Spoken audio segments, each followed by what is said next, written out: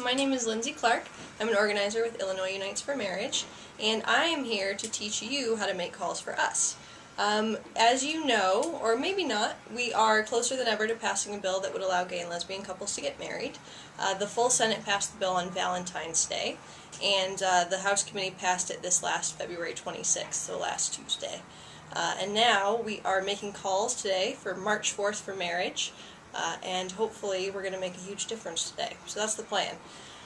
You should have gotten in this email some materials. So you should have a script, an information sheet, a tally sheet, and a call fire login instruction sheet. If you want to take your script out first, that's what we're going to be working with right now. So these calls that we're making, you should have also received a representative's name and that representative's number, also their district number. So all that information can go at the top of your script. See right there. And then what we're going to be doing is making really quick calls to districts that are in contest still and asking our supporters if they would be willing to make calls to their representatives. So our script starts out with a pretty basic introduction, just making sure that we have the right person on the phone. If we don't have the right person on the phone, that's okay. As long as you have the right house, you can push through. So if you're calling for Courtney, and Courtney's not available, but you get Courtney's sister, you can go ahead and say, that's okay, maybe you can help me, and push through with the rest of the call. These numbers should be districted, and anybody else who lives in the house should be able to make these calls. Then you introduce yourself and where you're calling from, and ask the question, do you support same-sex marriage? So that question's a weed-out question. We're trying to find our supporters, so you want to make sure and ask that question. It is pretty blunt, and it's meant to be, so go ahead and use it. If they say anything but yes, you're going to say, all right, thank you, have a good day, or night, depending on when you're making the call. If they do say yes, you'll say, oh great, me too, and can you continue on to the urgency statement. The urgency statement is pretty much what I just said a second ago, which is that we're closer than ever to passing this bill. The Senate passed it on Valentine's Day, the House Committee passed it last Tuesday, and their representative isn't planning to vote in favor of the bill and needs to hear from them. And then we asked them if they'd be willing to make this call to their representative's office. If they say no to that first ask, we go ahead and try one more time. Just explain to them that, you know, it's really important, it only takes a minute, and it can make a big difference, and ask them once more to make that call. If they still say no to that second ask, you can go ahead and let them off the phone. We're not here to convince anyone or persuade anyone, so if somebody's not willing to make that call, we can go find another supporter who will. If they do say yes, either to the first ask or the second ask, you say, great, I can actually transfer you straight to the office right now. You'll see there's a line there that says the office is closed for the night, so you'll just be leaving a voicemail. That line, as well as everything else that's in square brackets, is dependent on what time of day you're making the calls. So these offices close usually about 4:30 or 5. If you're making your calls after then you will be able to say the office is closed. If it's before then, obviously that won't work. And you do want to use that line. If the office is in fact closed, it makes people feel better that they don't have to talk to another human being on the phone, so do use that line. And then you ask them, will you stay on the line and make the call right now? Regardless of what they say, you're going to continue with the rest of the call. It's just a matter of if you transfer them at the end or if you just give them the number and then they make the call later. So then you'll go to the signing off piece. Signing off piece starts off with, do you have a pen? You want them to jot down some of what we're about to tell them, so do make them go and get a writing utensil. And then you're going to let them know that when they speak to the office, they should leave their full name and address. Really important. They're going to verify that they're a constituent, so they're going to need that information. So full name and address. Then explain why they support marriage for gay and lesbian couples. Ask them to vote yes for marriage, and then we ask that they please be polite. The reason that we ask that they please be polite is because some folks will be upset at the idea that their representative is not representing them, so just do use that line as well. And then before you connect them or let them go, depending on how they answered the transfer question, you're going to give them the number anyway. We haven't had problems with our transfer equipment recently, but it's good to give them the information just in case, you know, we fill the inbox or any number of problems, so they can make the call later. They can also then give it to other household members, which is good. And then you will thank them and let them go, or transfer them, depending on what they said. So that is the basics of the script. I am going to go ahead and do a role play quick for you with my lovely assistant Courtney. So if you want to try and follow us along on your script and just kind of see how we jump around, that is going to be helpful for you. And I'm going to make up somebody.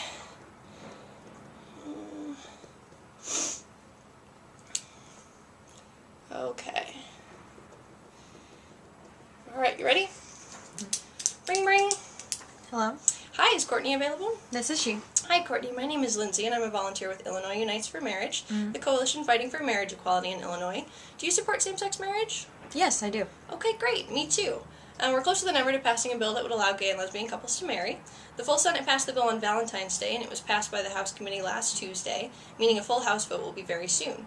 Your representative, Representative Big Bird, isn't planning to vote in favor of the bill and needs to hear from you. So, What? will you call... I know. So, will you call your representative's office, let him know that you support marriage for same-sex couples, and ask him to vote yes? Of course. Okay, great. And I can actually transfer you straight to his office right now. Will you stay on the line and make that call right now? I'm kind of busy right now. You know, I totally hear that, but we know that your representative will only vote to support marriage if he hears from enough people in his district.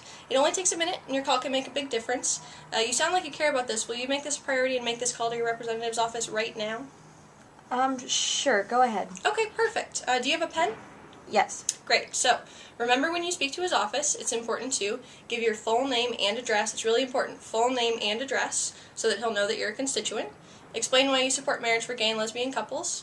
Ask him to vote yes for marriage, and please be polite. Got all that? Yeah. Okay, great. And then before I connect you, I'm going to go ahead and give you the representative's number, just in case the transfer doesn't go through for whatever reason. It is 867-5309. All right. Thank you for your support and your commitment to make this call to Representative Big Bird. I'll transfer you right now. Thanks again, and enjoy the rest of your day. All right, so that was a call. You'll see that the pushback came when I asked for the transfer, so I did use the pushback piece. You're free to do that. You can also use the pushback piece if they say no to the call at all. It's just there to try and help you if they at any point are giving you trouble. So that is the script. You'll also have a information sheet. The information sheet has our name at the top, our 3 founding organizations, our website, IllinoisUnites.org, all the things that our website can do. So you can sign up to volunteer, find out how to contact your legislators, sign our petition in support of same-sex marriage, and see our coalition partners. Then we also have VoteSmart.org. VoteSmart.org is where we send folks to look up their legislators.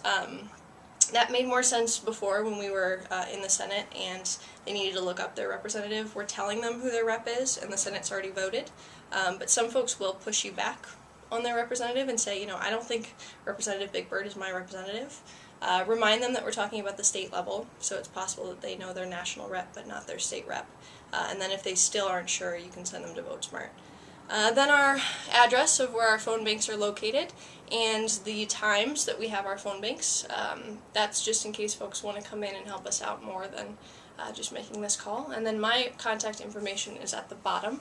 We don't have a central office for this campaign, so feel free to give out that information to anybody who needs to contact us. Then we have our tally sheet. So on your tally sheet, right away you want to write your name at the top and then write the date and time in. This is only if you're going to be at a remote phone bank where somebody's taking your information. If you're just making these calls by yourself, you don't necessarily have to print out the tally sheet and use it. It's just there to help you remember what you need to report back. So dials is actually going to come from the computer screen, and I'll show you where that comes from in a second. So dials you won't need to tally. Everything else you do need to tally. So conversations, yes and no, that refers to the answer to the question, do you support same-sex marriage? If you don't get to that part of the conversation, if they hang up on you after you say where you're from, or at any point before then, that's not a conversation. If they do give you a yes or a no answer, or any answer to that question, you will mark it on your sheet as a yes or something that is not a yes. And then commits and transfers. A commit is, again, if they take the number and say that they'll make the call later, and a transfer is if you put them straight through. And then the bottom section that says volunteers, you don't need to worry about that section. That's been taken out of the call. And then the last sheet is your CallFire login instructions, which are right here. This helps you get through the full login on CallFire. I'm going to go ahead and show you what that will look like when you get there. But if for any reason you need to look back over the instructions, you have them. Alright, so when you log into CallFire, this is what it looks like on the main page. Then you're going to click on Agents in the top right corner, and that will get you to the login screen. On the login screen, they're going to ask you for several different fields of information. The campaign name or ID, it's going to come with the email when you get it. You'll type in whatever I give you in the email, and then you'll see it pop up below the box where you typed it in. You're going to click on that, and then you'll see a number fill in the campaign name or ID. Phone number, that's the phone number of the phone that you're going to be using. So you can just put in that phone number. Don't put any dots or dashes or spaces or anything in that. You're just going to put the number straight in as it goes. Campaign passcode is always going to be IL Marriage. Email address doesn't need to be real. It just separates the callers from one another. I always use lindsay@lindsay.com. Hold music, we suggest default or classical because they don't have breaks in between the songs. It's going to be what you're listening to while you're making the call, so you can really do anything that you want. When you press next, what's going to happen is you're going to get a call on your phone. The woman on the line is going to say, please press pound to continue, and then she's going to start reading you your agent ID, and you will put your agent ID in this screen and then press log in. Alright. So when you hit log in, you're going to get to the calling screen. Calling screen looks like this. When it's dialing, you're going to see a now dialing symbol in the center. It'll also say now dialing up here in the top right corner. You'll see that it's calling multiple people. That's fine, that's what the dialer is supposed to be doing. This number up here in the top right corner, that's the calls process number I was telling you about, so that's the number that you're going to look to get your dials from. Make sure you pay attention to it. Every now and then we get logged out unexpectedly, and you will want to know about what that number was when you got logged out. Right below here, this is probably the first thing you should do when you log in. You're going to put in the transfer number. So whatever the number is that you need to transfer to, you'll put that in this box, and then from then on, you'll just need to click this transfer button over to the right of that entry box in order to transfer folks. Again, make sure that you put the number in without any dots or dashes or spaces, and you don't need a 1 before it. When you connect to someone, it's going to say connected in green up in this top right corner, and one of these names is going to get big. That's the person that you'll know you're talking to. The first name is always the line underneath the gobbledygook, the L-I-L. Oh, we got her answering machine. Okay, so we didn't get to talk to Shannon, but Shannon is who we would have been talking to. And you'll notice that I ended the call on the call screen, so you don't need to touch your phone to end the calls or to get the next call. You won't hang up the call once you've been called by the system. You'll just stay on the line. And while it's dialing, you're going to hear the music, whatever your musical styling choice was, in your ear. And then when it stops, you'll know that you've connected to someone. So to end the call, you press end this call like I did, and then you come over here to code it on the left side of the screen. So there's a do not call box at the top. You can click that if somebody's not supportive of same-sex marriage, if they ask you to take them off our list, if they're mean, that kind of thing. Notes section, you can put anything in notes you want. The notes come directly to me, so there's no such thing as too much information for these notes anyway. And some common ones are things like language barrier, and then identify the language if you can. This person knows the representative personally, stuff like that. Email you don't need to worry about. This section right here, this is the most important thing. So it says please disposition this call. Your options are spoke to voter listed, that would be if we spoke to Shannon. Spoke to household member, that would be if we spoke to Shannon's sister and had the full conversation. Not home, that's for answering machines. We don't leave messages, so if you get an answering machine, just press end this call and then click not home. Not home is also if we get Shannon's sister and she doesn't want to have the conversation with us. Click not home if you're in doubt, because not home will get them another call. So that's the default. Refused and do not call are kind of the same thing, so use either. That just means that somebody hung up the call or refused the call before you got to the do you support same-sex marriage question. Wrong number or moved, that's if the person doesn't live in Illinois anymore, they don't live at that number at all, or it's a fax number or something like that. Below that is the marriage equality scale. It has 1 through 5, but we only use 1 and 5. So 1 would be if they said yes to the question, do you support same-sex marriage? And 5 is anything else. And then below that it says transfer, yes, no, and commit to call. A yes is if you put them straight through with the transfer button.